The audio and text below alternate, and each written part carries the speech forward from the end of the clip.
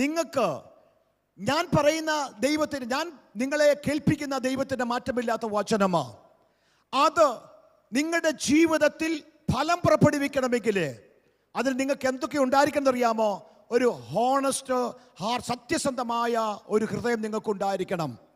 2, നിങ്ങൾക്കുണ്ടായിരിക്കേണ്ടത് A good heart, ഒരു നല്ല ഹൃദയം നിങ്ങൾക്കുണ്ടായിരിക്കണം. 3, ഞാൻ പറയുന്നതായ ഈ ദൈവത്തിൻ്റെ വചനത്തെ നിങ്ങൾ എന്ത് ചെയ്തറിയാമോ? നിങ്ങൾ അതിനെ മുറുകെ പിടിക്കണം. 4, യേശു ഇവിടെ പഠിപ്പിക്കുന്നത് ചോദിച്ചാൽ, നിങ്ങൾക്ക് ഫലം കായ്ക്കണമെങ്കിൽ നിങ്ങൾക്ക് എന്തുണ്ടായിരിക്കണം? സ്ഥിരതയുണ്ടായിരിക്കണം, ക്ഷമയുണ്ടായിരിക്കണം. ഈ 4 കാര്യങ്ങളെയാണ് യേശു ഇവിടെ ഈ ഉപമയിൽ കൂടി യേശു പഠിപ്പിക്കുന്നത്. അതിനുശേഷം യേശു പഠിപ്പിക്കുകയാകുന്നു, നിങ്ങൾ അങ്ങനെ സ്ഥിരതയോട്, നല്ല ഹൃദയത്തോട്, നല്ല ഒരു സത്യസന്ധമായ ഹൃദയത്തോട് ദൈവവചനത്തെ മുറുകെ പിടിക്കാതെ നിങ്ങൾ ദൈവവചനത്തിൻ്റെ കേൾവിക്കനുസരിച്ച് നിങ്ങൾ ജീവിതത്തിൽ ഫലം കായ്ക്കുന്നില്ല എങ്കിൽ നിങ്ങൾക്ക് വരുന്നതായ അപകടം എന്താകുന്നുവെന്നാണ് അടുത്ത ഉപമയിൽ കൂടി യേശു പഠിപ്പിച്ചത്. എന്തെന്ന് ചോദിച്ചാൽ അവിടെ യേശു പറയുകയാകുന്നു, 18-ാമത്തെ വാക്യത്തിൽ പറയുന്നു, നിങ്ങൾ എങ്ങനെ കേൾക്കുന്നു എന്ന് സൂക്ഷിച്ചുകൊള്ളുവീൻ. എന്തു കേൾക്കുന്നുവെന്നല്ല, നിങ്ങൾ എങ്ങനെ, ഏതു ഹൃദയ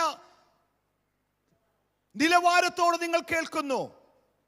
ഫലം കായ്ക്കണം എന്നുള്ളതായ ഒരു വലിയ വാഞ്ചയോടുകൂടിയാണോ നിങ്ങൾ ദൈവവചനത്തെ മുറുകെ പിടിക്കുന്നത്?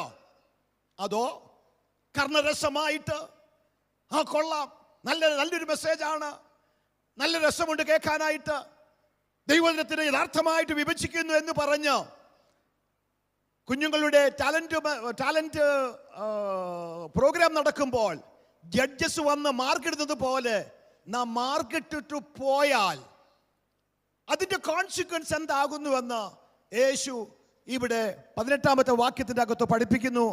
ആകയാൽ നിങ്ങൾ എങ്ങനെ കേൾക്കുന്നു എന്ന് നിങ്ങൾ സൂക്ഷിച്ചു കൊള്ളണം. കാരണം ദൈവത്തിൻ്റെ മാറ്റമില്ലാത്ത വചനം നിങ്ങളെ കേൾപ്പിക്കുന്നതിൻ്റെ പിൻപിൽ ദൈവത്തിന് വലിയൊരു ഉദ്ദേശമുണ്ട്. സർവശക്തനായ ദൈവം തന്റെ പുത്രനെ ഈ താണഭൂമിയിലേക്ക് അയച്ച് ദൈവരാജ്യത്തിന്റെ സുവിശേഷം പ്രസംഗിക്കുവാൻ താൻ ഈ മനുഷ്യ സാദൃശ്യത്തിൽ ഈ താണഭൂമിയിലേക്ക് ഇറങ്ങി വന്ന് പട്ടണം തോറും താൻ സുവിശേഷം പ്രസംഗിക്കുമ്പോൾ തന്റെ കേൾവിക്കാരോട് പറയുകയാകുന്നു, നിങ്ങൾ എങ്ങനെ ഇതിനെ കേൾക്കുന്നു എന്ന് നിങ്ങൾ സൂക്ഷിച്ചു കൊള്ളണം. എന്നെ കേൾക്കുന്ന ദൈവമക്കളോട് ഞാൻ ആത്മാർത്ഥമായിട്ട് പ്രാരംഭ